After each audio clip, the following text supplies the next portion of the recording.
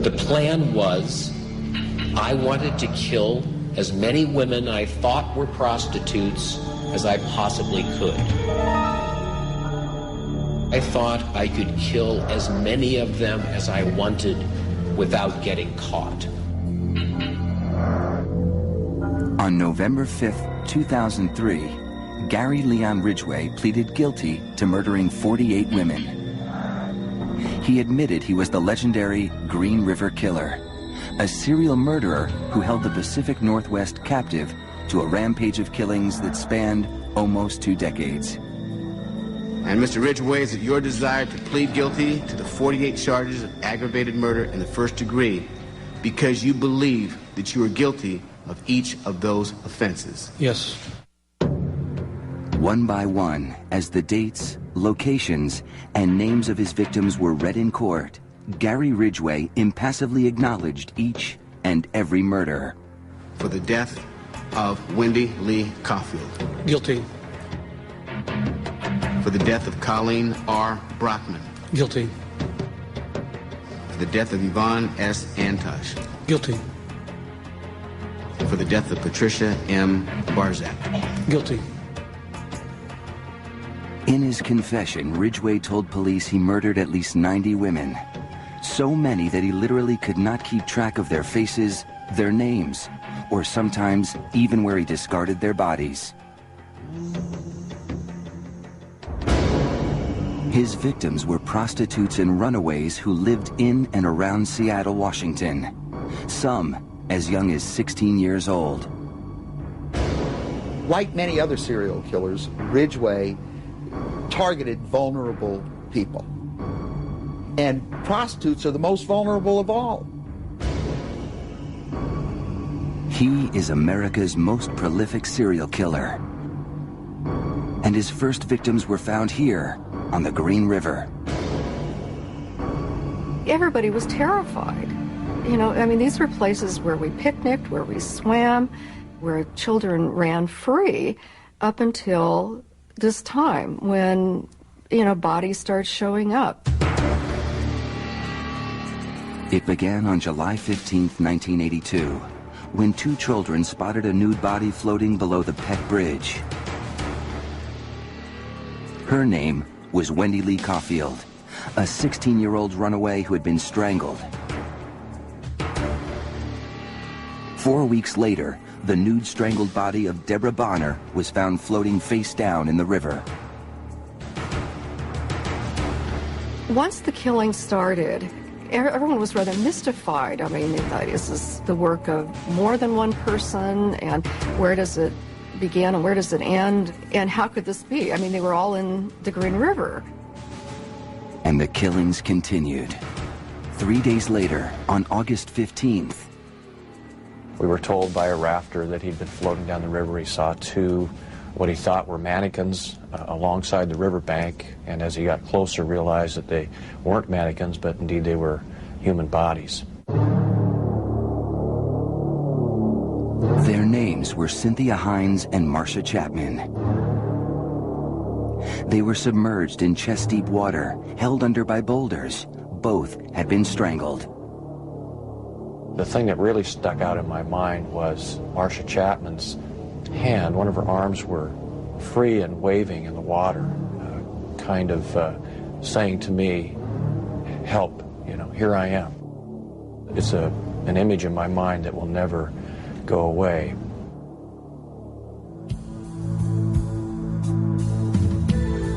As lead detective Dave Reichert made his way down the hill towards the bodies, he actually came upon another victim splayed in the tall grass.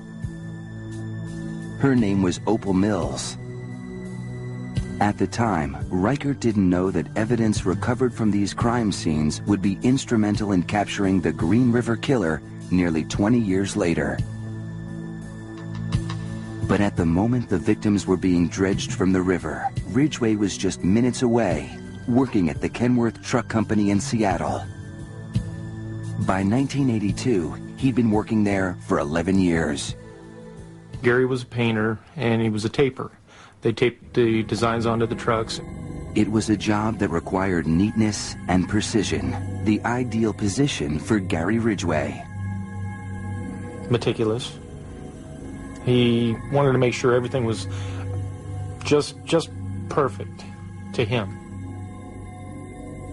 He may have been precise, but to many of his co-workers, something was not quite right about Gary Leon Ridgway. When a woman walked by, most guys will look and they'll go kind of, hey, you know, but he kind of like got lost in his thoughts. But no one suspected how different Gary Leon Ridgway really was. As fall turned to winter in 1982, no one in Seattle had any idea as to the identity of the Green River Killer, even though he was hidden amongst them in plain sight. You know, he was really unremarkable until it was discovered that he had killed dozens of women. And that's part of the secret of his success. He looks and acts like everybody else, and he acts and looks like nobody in particular. So he gets away with it. Even 20 years later, many friends and neighbors still find it hard to believe. He's a wonderful person. He's the type of person you can walk up to and hug and say, hey, Gary, how are you doing? But if police had known more about Gary Ridgway's life, beginning with his childhood, they may not have been surprised that this hard-working family man was secretly the Green River Killer. In August of 1982, the bodies of the first victims of the Green River Killer were found. Fear quickly spread through the quiet suburbs that line the river. My biggest fear, quite honestly, was being in the wrong place at the wrong time, and somebody's getting ready to dump a body, and here I am there to witness it. And that whole summer, anytime you were in a car by yourself, there was police around asking you what you were doing. A major investigation of the murders was launched by Washington's King County Police and other local law enforcement agencies. They realized a serial killer was at work. He appeared to be targeting the streetwalkers who worked the Strip, a notorious stretch of the Pacific Highway South that ran from SeaTac into Seattle. They make the perfect victim. They're getting into a car and they're trying to do it secretly because they don't want to get caught by the undercover police officer that might be watching. They don't want to get caught by the patrol officer driving by. So as far as victims go, he picked easy targets. By the end of 1983, 13 bodies had been found and 24 more women had been reported missing. Some of them were last seen in a pickup truck. The police followed every tip, including one that actually led to Gary Ridgway for the first time. A young woman named Marie Malvar disappeared. A witness saw her get into a pickup truck and later noticed the vehicle parked at Ridgway's house. The police interviewed Ridgway, who convinced them he was not their man. He has this unassuming, unintimidating demeanor. You could stand next to him in a grocery line. You would never, ever expect that this is the Green River Killer. Ridgway's life began in unremarkable circumstances. Born in Salt Lake City, Utah on February 18, 1949, he was the second of Mary and Thomas Ridgway's 3 sons. In 1960, the family moved to Washington State. They settled into a small 3-bedroom house in McMicken Heights, which is now part of the city of SeaTac. Our neighborhood was like a working class neighborhood. A lot of kids in the neighborhood, and we all kind of played together and walked to school together. Ridgway's father was a Metro bus driver whose route was the Pacific Highway South into Seattle. It went through the infamous Strip, where Gary would later find so many of his victims. At home, the Ridgways seemed the typical suburban family. Gary's father enjoyed running garage sales, while his mother was an avid gardener. Loved to work on the garden. Always was saying hello, always pleasant. Always wore that straw hat of hers, always out in the cutting the trees down or pruning or whatever. Always did that. But Ridgway would later share other memories of his mother. He was a bedwetter into his early teens and recalls her washing his genitals. He developed intense feelings of lust towards his mother mixed with humiliation. He talked about gazing on her as she sunbathed, and he had sexual fantasies about her. Almost in the same breath, Mr. Ridgway would say that he felt rage toward his mother, that he wanted to kill her. Most serial killers have a rich fantasy life that involves sexuality and violence fused together so that they come to believe that they can't have one without the other. And the first time that they kill, it may even be on a lark. This seemed to be the case when Ridgway acted on one homicidal urge when he was 16 and came upon a 6-year-old boy playing cowboy. Ridgway lured the boy to a wooded area. There, he pulled out a pocket knife and stabbed the child. The boy was stunned, and Mr. Ridgway, according to the boy, and Mr. Ridgway admits this, said, "I just wanted to see what it felt like to kill someone." And Mr. Ridgway laughed and walked away. The boy survived, and Ridgway was never identified as the attacker. He admitted indulging in other kinds of aberrant behavior. He dabbled in arson, he said. He suffocated a cat. Yet Ridgway seemed anything but a threatening personality while attending Tyee High School. In fact, he made quite an impression on one schoolmate. I thought he was pretty cute. I could even say I had a little crush on him back then. His eyes and his smile are the things that I remember the most about Gary. When he would smile, his dimples would show, and his eyes would kind of sparkle. But Ridgway was a poor student, pulling mostly D's in his classwork. He had an IQ in the low 80s and had to repeat a year twice. Ridgway socialized with other teens at the local community club where dances were held every Saturday. But on one occasion, he had a run-in with a boy from his school. He actually peed on my brother's leg in the restroom. Gary made a rude comment, and my brother told him to take it back, and Gary turned around and peed on his leg, and then my brother hit him, so we all got kicked out of the dance and had to go home early that night. In June of 1969, Ridgway graduated from Tyee High School at the age of 20. That August, he enlisted in the Navy. The following summer, he was married to Claudia Craig, a young woman he'd been dating for several years. Soon after, Ridgway shipped out for a 6-month tour in the Western Pacific. They spent time visiting various ports, including the Philippines, where apparently he visited prostitutes. Ridgway paid a high price for his sexual encounters, venereal disease. Naval medical records showed that Ridgway was diagnosed with gonorrhea. He blamed the prostitutes for infecting him. Then, on his return to the States, he found that his wife had betrayed him. He discovered that Claudia had an affair with somebody else, and he was very upset. He said, "My first wife turned into a whore." Ridgway's marriage came to an end, but his hatred for prostitutes, which he would later act on, was just beginning. By 1972, he was back in SeaTac. Single again and honorably discharged from the Navy, he got a full-time job painting designs on trucks at the local Kenworth plant. To those who met him, he seemed like an average Joe. They had no way of knowing he was becoming the devil in disguise.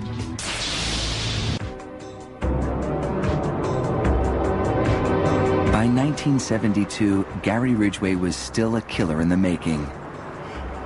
He had gone astray as a young man, but at least as far as investigators know, he had not yet committed murder. The triggers that would detonate his life as a serial killer had yet to fully fall into place.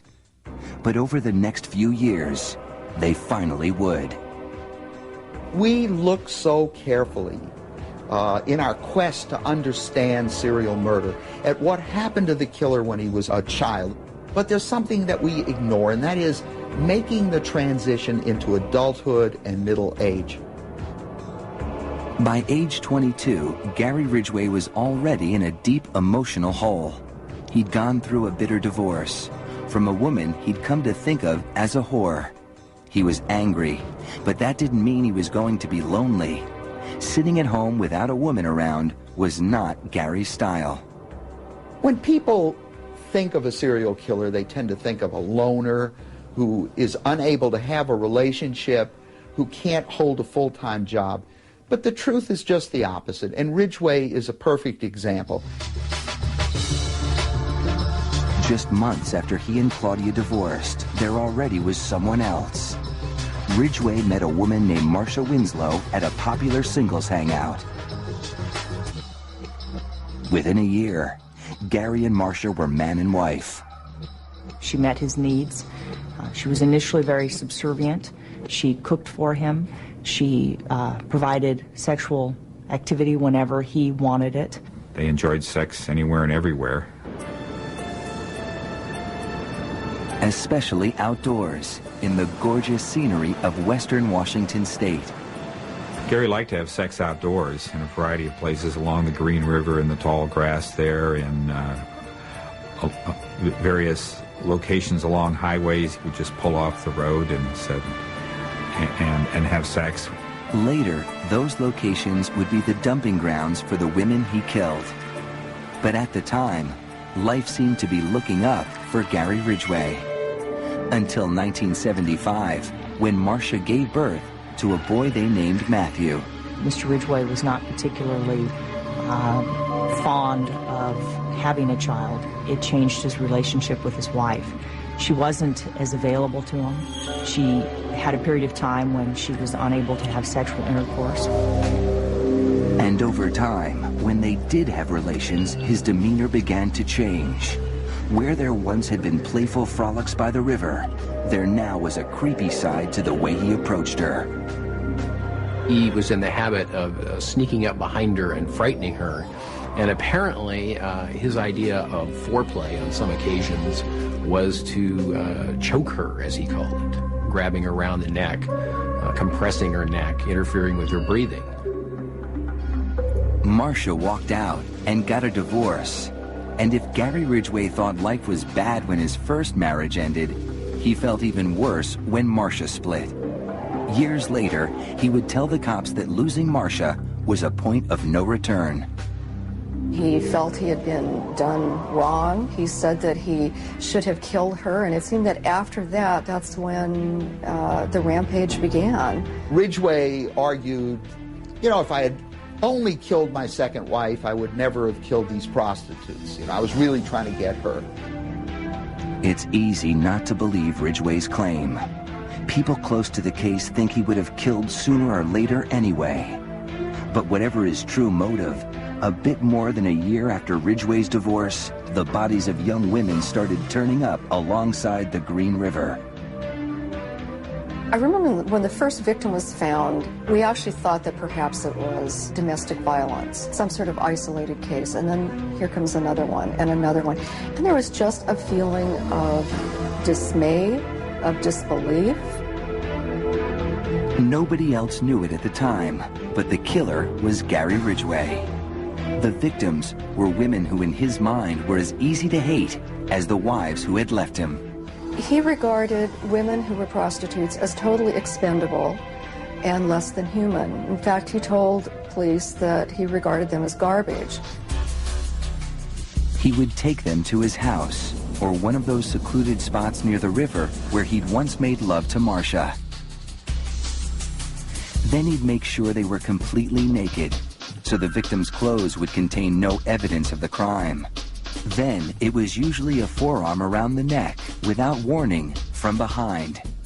It was up close and personal, lots of physical contact. He would literally squeeze the last gasp of breath from his dying victim's body. And the more that she pled and begged and screamed, the better he felt about himself. And he compounded his excitement later. Sex with the victim before the crime wasn't enough, so he'd often return to the riverbank where he dumped his victims and fornicate again with the corpses. He created a system of burying them near where he could get at them and use them and reuse them until there were maggots or flies there. That's having sex until they almost deteriorate. Frankly, I don't know the psychological reasons behind what he did, but according to Mr. Ridgway at least, his reasoning was that it was simply free. It was a date, a sexual act that he did not have to pay for. Once Gary Ridgway tasted the thrill of murder, he found it irresistible. There's no doubt in my mind that he thoroughly enjoyed the killing, and the more he did it, the more he enjoyed it. And all the while, he was acting as father to a son barely 7 years old. Though he wasn't thrilled when Matthew was born, over the years they started spending more time together. After the divorce, he had Matthew every other weekend, and he shamelessly used that fact to reel in his victims. In the house where he did many of his killings, you could put someone at ease by saying, "Oh, here's my son's room, and there's toys. And why would a guy with a son, he's not going to hurt me." It shows you just how crafty he was. He was able to use his son as a ploy to assure his victim that he was innocuous, that he was harmless. Matthew even met at least one victim. The boy was in the truck when Ridgway took her to a secluded spot in the woods. He drove her to a remote location, told the boy to stay in the truck, and then he disappeared into the woods with the woman and then came back without her. And his little boy asked, "Well, Dad, where's the girl?" And he said, "Oh, she walked home. She lives near here." Ridgway didn't care at all about his son. Use people, use them as instruments to meet his needs. He did that with his son, he did that with his wives, and he certainly did that with his victims. By January 1984, the body count along the Green River was up to 13. A desperate police force tried to put the pieces together and find the killer. For Gary Ridgway, the game of evasion was just beginning. There was little to celebrate in Seattle as the new year began in 1984.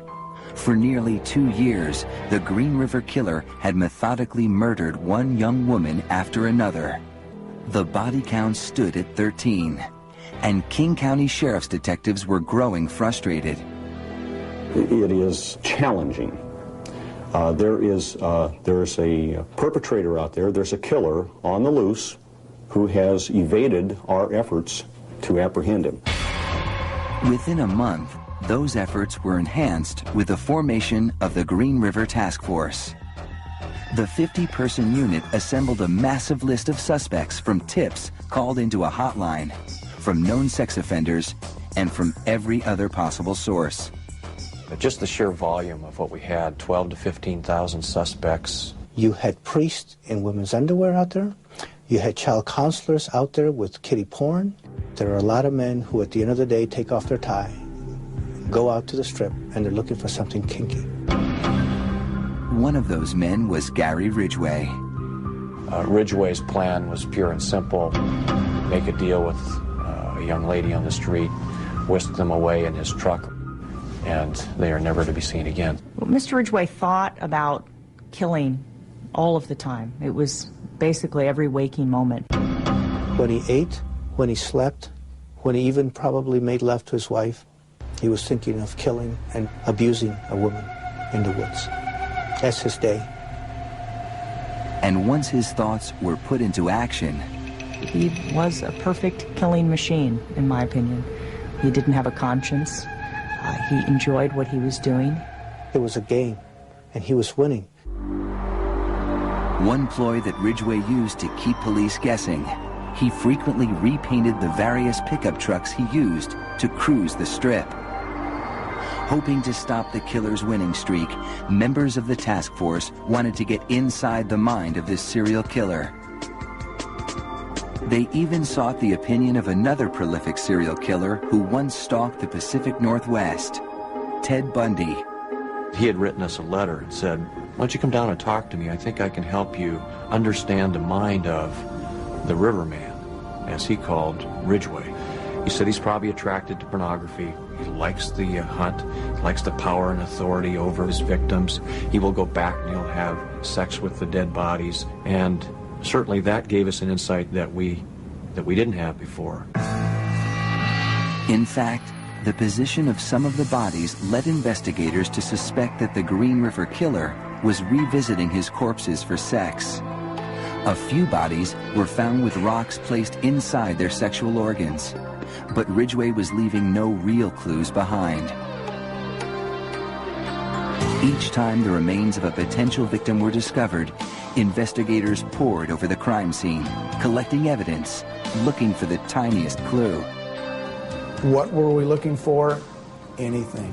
Potential hair transfers, paint chips, glass, clothing damage, anything. The collection of evidence continued once the bodies were sent for autopsy, where the medical examiner was able to retrieve semen from some of them.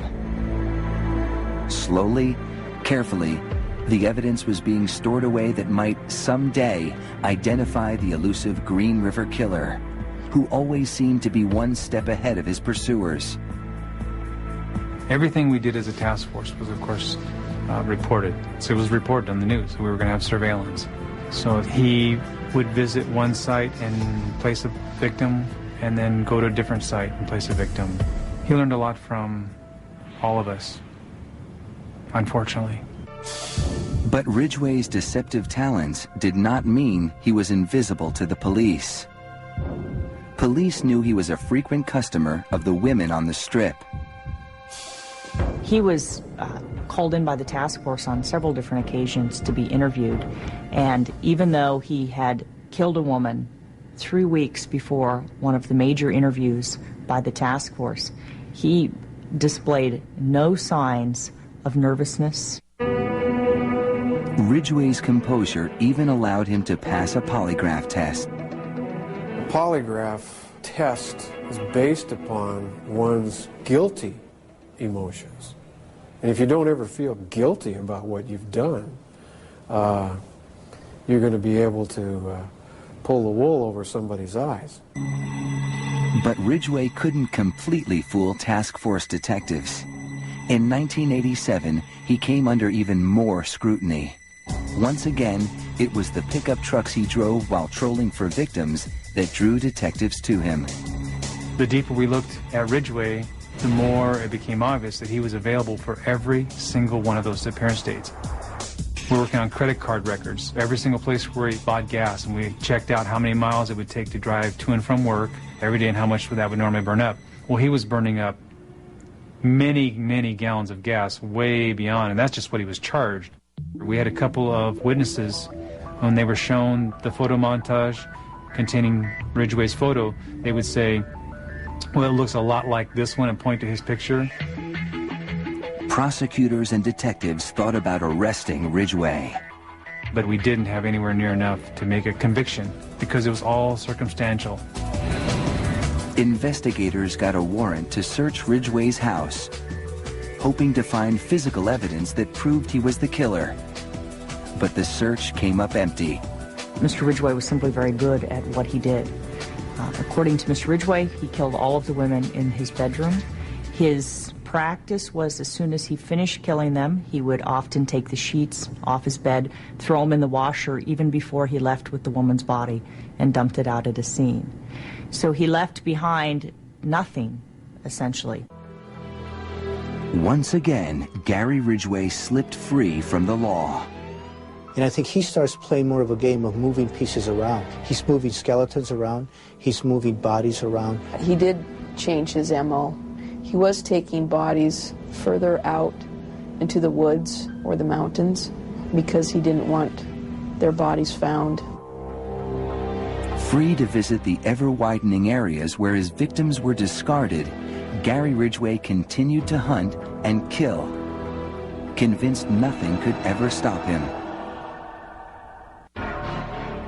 By 1988, more than 40 women had vanished in what had come to be known as the Green River Killings. And the killer, Gary Ridgway, was still on the loose. At this point, Ridgway wasn't just evading the police. He was hiding his murderous ways so well that yet another woman agreed to become his wife. Ridgway married wife number 3, Judith Lynch, in 1988. When they first moved here, they were newlyweds. Their eyes sparkled, they were always smiling, and they were always happy, and you just never seen them apart, ever. But love and marriage did not end Ridgway's insatiable desire to kill. He continued to murder, while managing to keep his new wife completely unaware. He could be Gary Ridgway, the husband, and drive off in the truck and become Gary Ridgway, the killer, and come back home and be the husband again, and never give her any reason to think he was anything but that. He had his killing career that he did out of sight from any other people, and he had the rest of his life where he was a father and he was a husband and he was an employee. There was an inkling at the Kenworth truck plant, where Ridgway had worked for years, that he was hiding something. After all, his co-workers knew that police had questioned him in the mid-1980s. We had the unique experience of having to work next to him, always thinking, could he be or couldn't he be? And everybody had their own opinions. Some people thought he was, some people thought he wasn't. You wouldn't want to have a beer with him, you wouldn't want him to come over to your house. He just was a different type of a person. Some employees at Kenworth even gave him a nickname, Green River Gary. Little did they know what he was doing to them. Ridgway later told investigators that once in a while he would use jewelry that he'd stolen from his victims to play a joke on his co-workers. He put the jewelry in places where people could find them, where he worked. When one of the employees picked it up, put it on, and had a real good find. In Gary's mind, I think he walked very quietly and had a little smirk on his face, and there was a big smile inside of him, reminding him of the young ladies he killed. And that isn't all he apparently did with his victim's possession. He had huge garage sales, and he'd have just gobs of stuff. I guess the kind of funny thing I always saw was a lot of jewelry, a lot of young girls' jewelry, and a lot of mixed pairs of shoes. Gary Ridgway was sure that he had his neighbors, his co-workers, the cops, and everyone else completely fooled. But I think after a while, he was winning the game. And he says, hey, I'm doing pretty good. So well, in fact, that the police investigation was forced to slow down. Though Ridgway was still killing, far fewer bodies were being found. As the case dragged on with no resolution, the investigation task force steadily got smaller and smaller. By 1990, there were 5 of us left. I left in April of 90. There's 4 left. By 1992, Tom Jensen's the only guy left. I tried to keep it alive as best I could in the mind of the public. It began to seem hopeless until modern technology gave investigators some help they desperately needed. Back in the 80s, detectives had painstakingly taken samples from crime scenes. They didn't even know what good it might do, but they cataloged it and stored it anyway. They refrigerated it and preserved it because, sometimes people can say, well, this is not doing anything good. It's just taking up room in our evidence room. Let's get rid of it. That didn't happen. Their foresight didn't begin to pay off until the summer of 2001, when DNA technology was finally good enough to analyze that evidence from the 80s. 19 years after a woman named Marcia Chapman was strangled and left to rot on the banks of the Green River, samples taken when her body was discovered went to the Washington State Patrol Crime Lab. There was spermatozoa there, and we were able to generate a male DNA typing profile that matched Gary Ridgway. It's really amazing, the profiles we got. Then they tested samples from victim Carol Christensen. Again, a match with Ridgway. For all those years, Gary Ridgway had gotten away with murder. Finally, the cops had the proof they needed to nail him. We had tears in our eyes. It was a great moment. One I won't forget. And there was even more good news on the way. New techniques could now identify microscopic particles of paint collected years earlier at the crime scenes. And scientists were able to link them directly to Ridgway. We find out there's spray paint, which was chemically identical, at least, to the material that Gary Ridgway was working with at the plant where he worked. He was bringing paint particles, unbeknownst to him, into his vehicle, into his home, and if victims were in his vehicle in his home, those would be transferred as well. And this is where Ridgway wasn't thinking very clearly, as paint samples matched exactly. With evidence in hand, the task force would soon put an end to Gary Ridgway's reign of terror. For nearly 20 years, Gary Ridgway found perverse pleasure in murdering dozens of women and getting away with it. He became America's most prolific serial killer. The insignificant boy who was a failure in school found satisfaction in outsmarting an army of investigators. We didn't hold him when we had him in '87. We didn't hold him when he was contacted in '84 and '83. So he had to have felt that he was winning. But on November 30th, 2001, the game ended for Gary Ridgway. DNA evidence tied him to 4 Green River victims, and he was arrested at his home. One of my neighbors came rapping on the door and he said, "Hey, Clem, did you see who they arrested?" And they had a picture of Gary back on the TV. And I said, "You gotta be kidding. Ridgway, the Green River Killer." When I heard and saw the picture of Gary on the news, my heart stopped and my stomach went into the biggest knot. I was so shocked.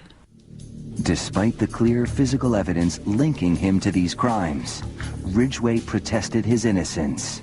His family stood by him and refused to believe the worst. They stuck with him, they visited him weekly, his brothers, their wives, his son, and they were quite concerned and quite convinced that this was all wrong, that Gary couldn't have done this. Ridgway's wife, Judith, also remained loyal as long as she could. She was standing by him and was in total disbelief, assuming that they had the wrong person, it couldn't be. And then as evidence began to come out, eventually they separated, and she now has nothing else to do with him. On November 5th, 2003, all doubt of Ridgway's guilt was erased. He pleaded guilty to the murders of 48 women. He'd made a deal to cooperate with the prosecution to provide more information on his victims and the whereabouts of their remains. In doing so, he avoided a trial and possible death penalty. Mr. Ridgway, how do you plead to the charge of aggravated murder in the first degree as charged in count 1 for the death of Wendy Lee Caulfield? Guilty. How do you plead to the charge of aggravated murder in the first degree as charged in count 2? Guilty. Guilty. Guilty. It's like he didn't have any remorse at all for what he had done. You know, he'd killed so many people, he didn't remember who they were, what they looked like.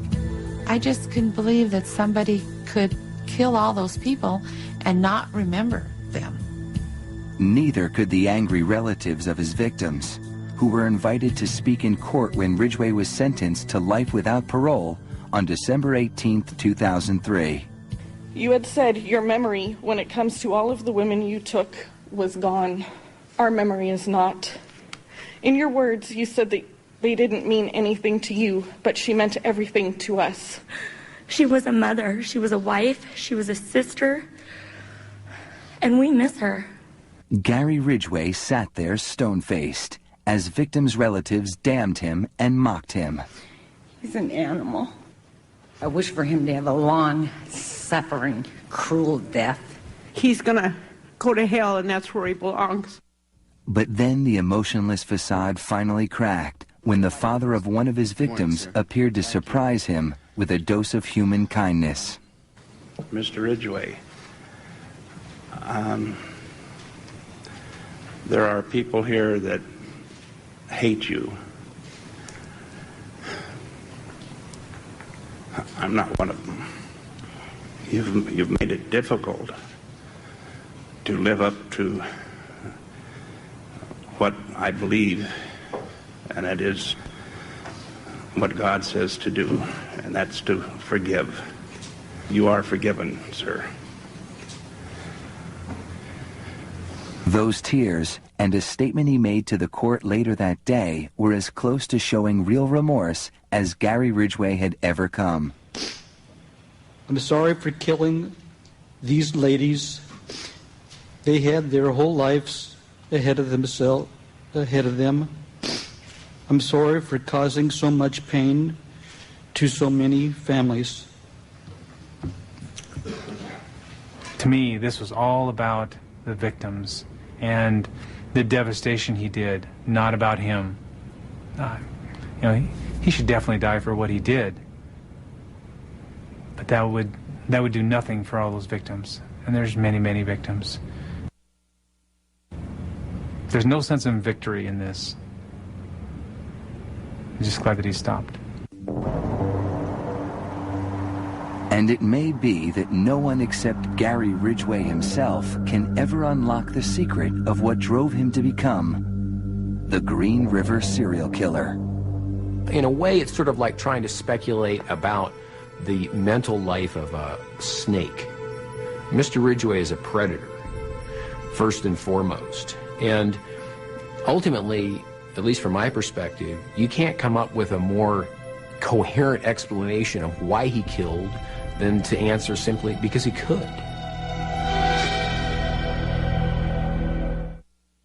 On the next Cold Case Files, 3 abused sisters. My mother put me in a deep freezer and locked me in there. 2 of them found dead. It was a horrible scene. Could their own mother really be their killer? I knew I was next. Cold Case Files, tonight at 9 on A&E. Catch Crossing Jordan, Monday to Thursday at 11 on A&E.